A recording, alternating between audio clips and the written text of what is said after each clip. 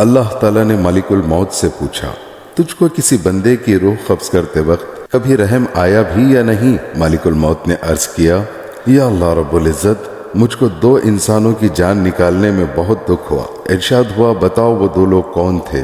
عرض کیا، ایک تو وہ بچہ تھا جو ابھی پیدا ہوا تھا اور اپنی ماں کے ساتھ ٹوٹے ہوئے تختے پر بے سر و سامانی کی حالت میں بحر بے کرا میں تیرتا جا رہا تھا۔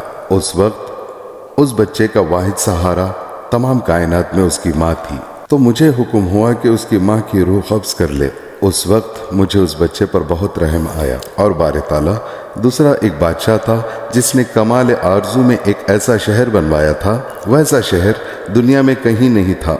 جب وہ اپنا شہر دیکھنے پہنچا، جس وقت اس کا ایک قدم شہر کے دروازے میں تھا، تو مجھے حکم ہوا کہ اس کی جان قبض کر لے۔ اس وقت بھی مجھے رحم آیا۔ اللہ تعالیٰ نے فرمایا، اسرائیل، تمہیں ایک ہی شخص پر 2 بار رحم آیا ہے، کیونکہ یہ بادشاہ وہی بچہ شداد تھا جس کو میں نے بغیر ماں باپ کے، بنا کسی سہارے کے، سمندر کی طوفانی لہروں سے محفوظ رکھا اور اس کو بلندیوں پر پہنچایا، اور بلندیوں پر پہنچ کر یہ تکبر کرنے لگا، ظلم کرنے لگا، اور آخرکار اپنے انجام کو پہنچا۔